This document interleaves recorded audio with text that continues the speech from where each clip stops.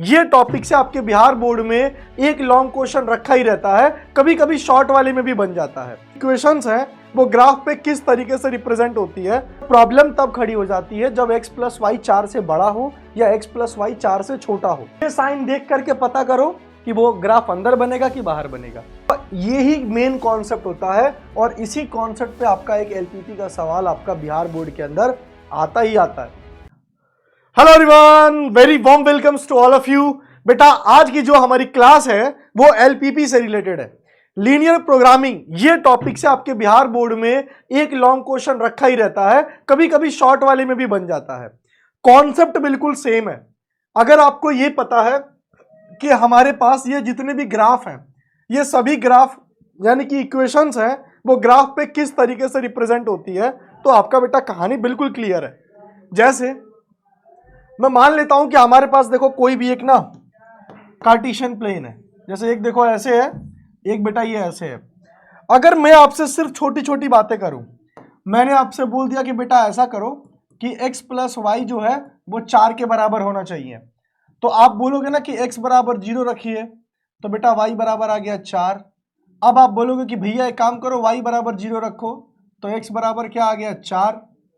तो यानी कि अब ये पॉइंट्स आप बना दोगे। कौन सा पॉइंट बनाओगे कि 0 रखने पे 4 आ रहा था, तो 0,4, तो 0,4 कहां होगा, तो 0,4 बेटा यहां पे होगा। वैसे ही ये 0, ये क्या है 4,0, x, y 4,0, यानी कि ये बेटा आपका यहां पे बनेगा 4,0। और अब आप सीधे सीधे एक काम करोगे कि आप एक यहां पे इस लाइन को ड्रॉ कर दोगे और आप बोलोगे कि भैया हो तो गया, ये यहां पे हो गया और ये हमारा क्या हुआ है x प्लस वाई बराबर 4। ये पूरी की पूरी लाइन आ गई। बट प्रॉब्लम तब खड़ी हो जाती है जब x प्लस वाई 4 से बड़ा हो या x प्लस वाई 4 से छोटा हो। वो सबसे ज्यादा प्रॉब्लम हो जाती है बच्चों के लिए। तो अब ऐसी सिचुएशन में ना जो आपका ग्राफ है वो ग्राफ एक एरिया में डिवाइड होता है। जैसे कि मान लो कि मैंने तुमसे बोल दिया कि जो बेटा x प्लस वाई है वो तुम्हारा 4 से यहां पे बड़ा दिखा रहा है या तो बड़े के बराबर है, और अगर मैंने तुमसे ये बोल दिया कि जो तुम्हारा x प्लस वाई है वो ये 4 से छोटा है या तो 4 के बराबर है, तो इन दोनों कंडीशन में ना ग्राफ अलग अलग बनती है। और जानते हो कैसे बनती है? आप खुद सोचो कि अगर ये एक लाइन है तो ये बीच में क्या ओरिजिन है, मतलब कि 0,0 है। यानी कि अगर मैं 0 और 0, क्योंकि 0,0 अगर हम लोग 0,0 ही चेक करेंगे तो बेटा हम x को भी 0 मानेंगे, y को भी 0 मानेंगे।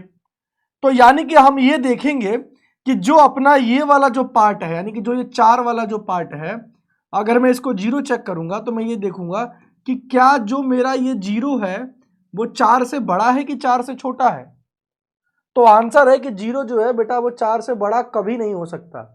इसका मतलब ये है कि जो भी इसका एरिया बनेगा, जो भी बेटा इसका जो एरिया बनेगा वो इसका एरिया कुछ इधर बनेगा, बाहर साइड में बनेगा।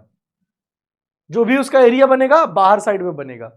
और अगर यही कंडीशन में ये बोल दिया होता ना कि x प्लस वाई 4 से छोटा है, मतलब कि 0 जो है वो अपना 4 से छोटा है, क्योंकि यहां हमेशा x और y को हम लोग 0 ही लेते हैं, क्योंकि हम ओरिजिन से देखते हैं ना कि आखिर ओरिजिन की तरफ है कि ओरिजिन से दूर जा रहा है। तो यहां देखो 0 जो है बेटा वो डेफिनेटली 4 से छोटा है, और इसीलिए मैं यहां पे कह सकता हूं कि ये जो मेरा जो पार्ट बनेगा, इधर वाला जो पार्ट बनेगा, ये पार्ट बनेगा, है ना, ये वाला ये पार्ट बनेगा। कुल मिलाकर के इस तरीके से हम लोग ये चीजों को देखते हैं कि अगर हमारे पास इनइक्वालिटी वाले ग्राफ होते हैं तो किस तरीके से ड्रॉ करते हैं, कब वो लाइन के ऊपर जाता है, कब वो लाइन से बाहर जाता है। ये हमारा मेन यहाँ पे मकसद हो गया। दूसरा चीज, अगर मैं इन्हीं क्वेश्चंस की बात करूं तो ये क्वेश्चन में बोला गया है कि आपको मैक्सिमाइज करना है। आपको क्या करना है बेटा यहाँ पे मैक्सिमाइज, मतलब कि आपको एक मैक्सिमम वैल्यू निकालना है। और कहानी क्या है, x प्लस वाई 4 से छोटा होना चाहिए। तो यार अगर वो 4 से छोटा होना चाहिए ना, तो सबसे पहले तुमने ड्रॉ करना चालू करो। जैसे मैं मान के चलता हूं, अभी जो सेम कंडीशन मैंने बताया था कि बेटा ये आपका क्या बन गया 0,4 और ये आपका क्या बन गया 4,0 और ये आपका आ गया लाइन। ये आपका पूरा का पूरा क्या हो गया बेटा, ये प्रॉपर एक आपका लाइन हो गया। जब ये हम लोग लाइन की चर्चा कर दिए तो ये हो गया हमारा x प्लस वाई और 4। ये बोला हुआ है यहां पे कि जो x है वो हमारा 0 से बड़ा होना चाहिए, x हमारा 0 से बड़ा होना चाहिए। मतलब कि जो भी x है वो सब इधर नहीं आएगा, वो सब हमारा ऊपर की तरफ जाएगा। जो भी एरिया हमारा बनेगा वो सब ऊपर की तरफ जाएगा, क्योंकि 0 से बड़ा हो गया। y जो है वो भी हमारा 0 से बड़ा ही होना चाहिए, मतलब उधर y जो है वो भी हमारा 0 से बड़ा ही होना चाहिए, मतलब कि y वाला सेक्शन भी इधर। तो अब यहां पे बात आती है कि आखिर ये x प्लस वाई और ये 4 वाला हिस्सा किधर जाएगा। तो आप खुद एक बात बताना, अभी मैंने थोड़ी देर पहले बताया है कि अगर ये x प्लस वाई और ये 4 यानी कि ये पूरा का पूरा पार्ट 0 हो गया, तो आप एक बात बताओ कि जो बेटा 0 है वो 4 से छोटा है कि 4 से बड़ा है। अब खुद समझने की कोशिश करो। तो 0 जो है वो 4 से छोटा है कि नहीं है, और 4 यहां पे बड़ा है। तो यानी कि ये कंडीशन पूरा का पूरा एकदम सच है।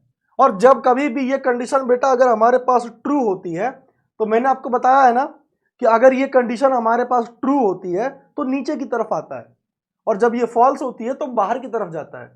यानी कि यहां पे अगर मैं सही मायने में देखूं तो जो मेरा ग्राफ है वो इसके अंदर की तरफ बनेगा, मतलब कि ऐसे की तरफ बनेगा।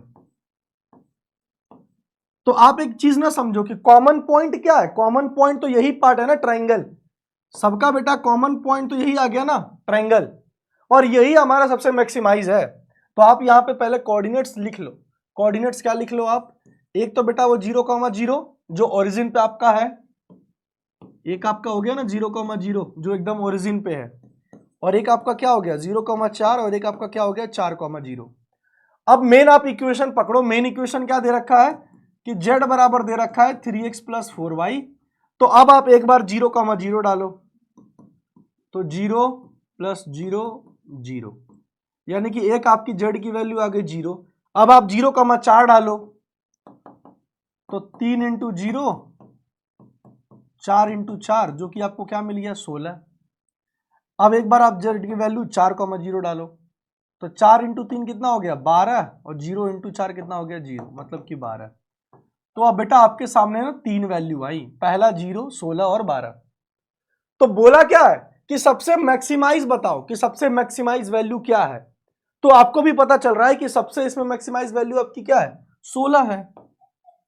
तो मैं बोल सकता हूं कि जो सबसे, अगर मैं मैक्सिमाइज की बात करूं तो मैक्सिमाइज मेरा 16 यहां पे आंसर हो जाएगा। और यही बेटा आपका आता है लॉन्ग में। क्या करना रहेगा, सबसे पहले इस इक्वेशन को ग्राफ पे ड्रॉ करो, ये साइन देख करके पता करो कि वो ग्राफ अंदर बनेगा कि बाहर बनेगा। अगर ये पूरा का पूरा पार्ट, मतलब कि ये जो पार्ट है, जैसे कि 4 जो है पूरे इक्वेशन से बड़ा है, तो समझ लो कि क्या 4 0 से बड़ा है। तो अगर बिल्कुल है तो भाई, जब अगर सही का सही पूरा का पूरा ट्रू होता है तो वो अंदर की तरफ ग्राफ आता है, और जब फॉल्स होता है तो बाहर की तरफ जाता है। अगर यही साइन ऐसे बना रहता ना, यानी कि ये इक्वेशन बड़ा होता, तो बेटा पूरा का पूरा ग्राफ उधर बनता। समझ रहे हो ना। तो यही मेन कॉन्सेप्ट होता है, और इसी कॉन्सेप्ट पे आपका एक एलपीपी का सवाल आपका बिहार बोर्ड के अंदर आता ही आता है। तो ये आपको पूरा का पूरा एक लीनियर प्रोग्रामिंग का कॉन्सेप्ट अच्छे से लेकर के चलना है। टिल देन मिलते हैं हम लोग ऐसे ही एक बहुत ही शॉर्ट वीडियो में, जो लॉन्ग क्वेश्चन एकदम आता ही आता है। Till then bye bye.